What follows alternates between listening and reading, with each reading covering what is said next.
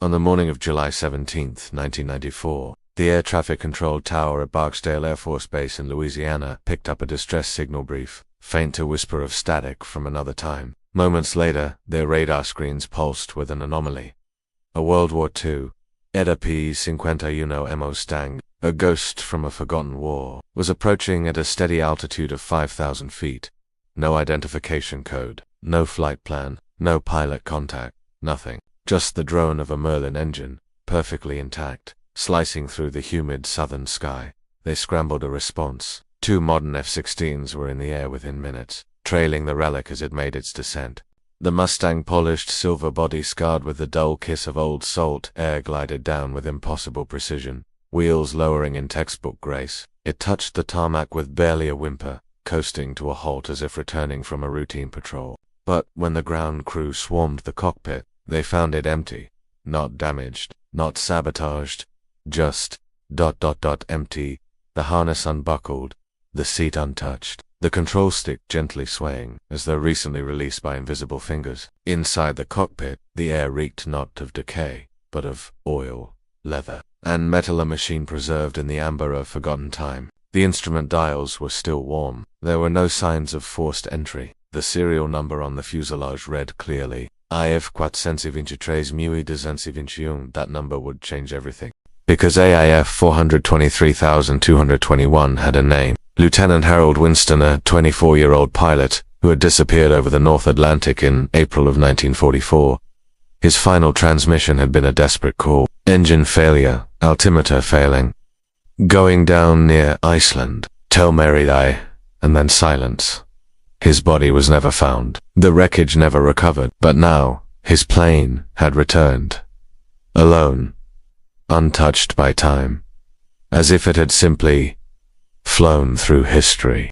The investigation was immediate. The Mustang was transported to Wright-Patterson under armed guard. Every inch of the craft was scanned, x-rayed, deconstructed. And yet, nothing, no GPS, no added tech, no signs of recent modification. The logbook, astonishingly intact, contained entries right up until April 13, 1944. The ink fresh, as if written the day before. The last note read only, clouds thickening, feeling strange, time distorted, radio fading, God help me. It was the only clue the government had. Only the sorrow of a widow who never remarried, and a folded flag that gathered dust in her attic. Or at least, the only one they would admit to. The press was silenced within 24 hours. The cover story was classic. Aircraft mock-up from a historical film project lands during unauthorized test. It fooled no one, but it quieted the noise. The real questions were never asked publicly, but in the silence, the air whispered with speculation. Had Winston found something in the clouds that day, something beyond weather, beyond reason? And what if he wasn't the only one? For weeks, the plane sat under sterile lights, a relic dissected by the finest minds in military aviation. Yet it wasn't the engine that drew the most attention. It was what they found beneath the seat cushion. Folded, water-damaged, but unmistakably real, a photograph. A young man in uniform, smiling. And beside him, a woman in a polka-dot dress holding a bouquet of lilies. On the back, written in smudged blue ink, "Forever starts when I return." The image was confirmed by handwriting analysts. It matched known letters from Lieutenant Winston. More strikingly, the woman, Mary Hartley Winston, was still alive. 91 years old, living in a quiet hospice in Vermont. When investigators approached her, she was lucid, her memory sharp, even if her bones had withered with time. She had not seen the photo since 1944. Her hands trembled as she held it. Her voice was barely audible, yet she whispered, "He promised me he'd come back. Said the stars were calling him. Said he'd return when the sky remembered." What did that mean? When asked to elaborate, she simply closed her eyes and began humming a song no one recognized. Not from that era, nor from any catalog the analysts could match. And then she said a name, a word that meant nothing to the linguists, a name that had never been in any letter, any report, but it was etched onto the inner rim of the Mustang's throttle handle. Burned in, not scratched, in a language no one recognized. It was around this time that something else began to happen. The flight logs of other World War II aircraft, long forgotten in dusty archives, began surfacing with similar phrases.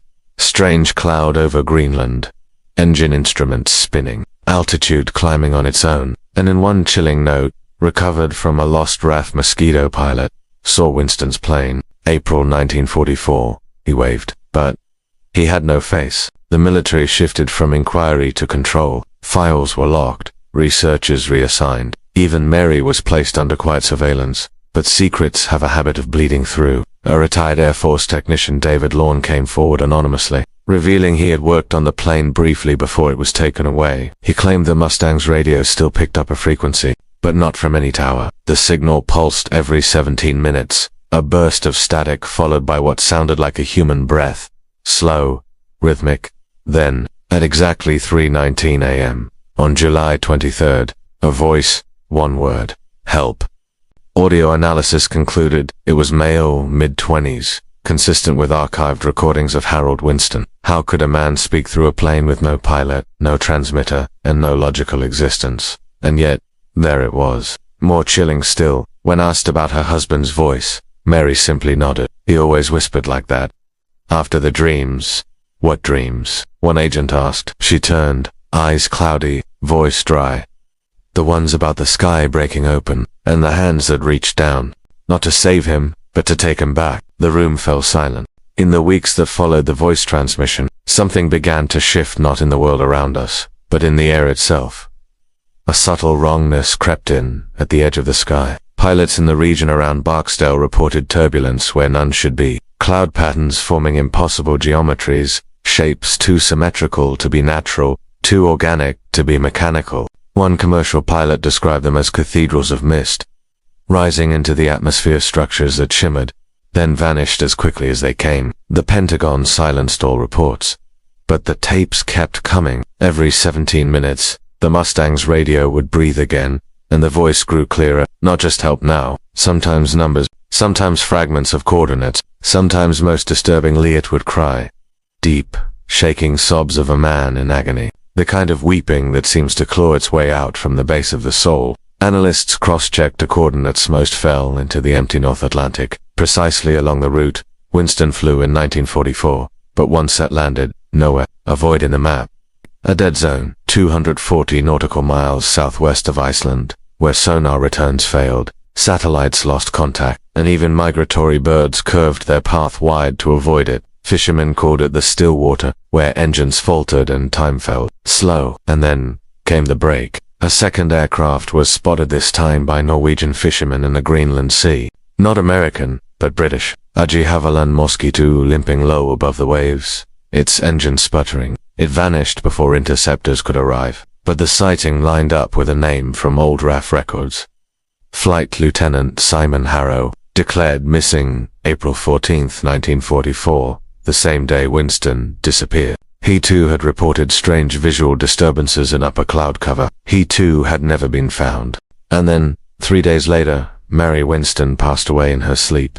Peacefully, some said, but the nurse on duty reported something unnatural. That at 3:19 a.m., the exact time of the radio transmissions, every bulb in the facility dimmed, not flickered, dimmed, as though the light itself bent away from the room. Mary's final breath came with a whisper, one no one could quite hear, except the youngest nurse, who swore she caught the word.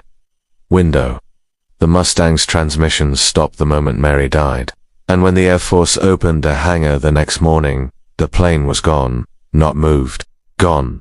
No scrape marks, no forced locks, no wheel tracks, just an outline of dust where it had been, and one thing left behind. The photograph, still folded, still warm. The word Hapax had reappeared this time, scrawled across the back of the photo in deep crimson, as if written in blood. But what is Hapax? No codebook explained it, no language mapped it, except in one source. A medieval manuscript held in the Vatican archives off limits for centuries. It referenced Hapax as the place between moments, a fracture in time where lost things go, and sometimes return, but never whole, and never without cost. The file was marked Eclipso 9, classified beyond top secret, and sealed with a warning. Do not pursue inquiry beyond this point. But human nature has never respected lines drawn in fear. A single researcher, Dr. Elias Rourke, a physicist turned historian obsessed with aviation anomalies, broke the seal. He had studied Winston for years, tracing similar disappearances from 1938 to 1951. All followed the same pattern: electrical interference, malfunctioning gauges, and most chillingly a final report of sky distortion. Rourke's theory was not technical, it was mythological. He believed that certain skies, at certain times, opened, not metaphorically, literally, windows. And these windows did not lead to other places, but to times between time, gaps in causality, pockets where cause and effect bleed into each other, where men disappear not because they die, but because they are taken, frozen in the hapax moment. He called it chronocolism by grief. The idea that certain emotional energies, love unfulfilled, promises broken, can rupture time's fabric when bound to machines that defy nature by flying through the heavens. Winston wasn't the first. He wouldn't be the last. Dr. Rourke's obsession would lead him to Barksdale's old runways in winter of 1997. Alone in the dead wind, he left a message typed and folded inside a leather-bound folder, found weeks later by a night janitor. The last sentence read, "I hear the engine now. It's not above me. It's inside time itself." He was never seen again. And then, one night in 2003, an Alaskan satellite station caught a visual echo, a thermal image of a Mustang, gliding at 5,000 feet, just off the Arctic Circle. But it wasn't alone. Behind it, two more signatures, one the size of a mosquito, the other indeterminate, a mass of heat and light that flickered between frames. When they zoomed in, the video cut to black. The satellite static core fried itself. Reports say the image could not be recovered, but a steel leak in it. Winston's plane was clear. More importantly, a silhouette was visible in the cockpit. Not skeletal, not ghostly, but young, alive, and screaming. Was he still flying? Still searching for a home in a world that had already moved on? Or was he trapped forever, circling the place between moments, unable to land? A man bound not to sky or soil, but to the unfinished promise of a love that time itself refused to release. Some say the hapax is a place. Others say it's a consequence. But perhaps it's a debt.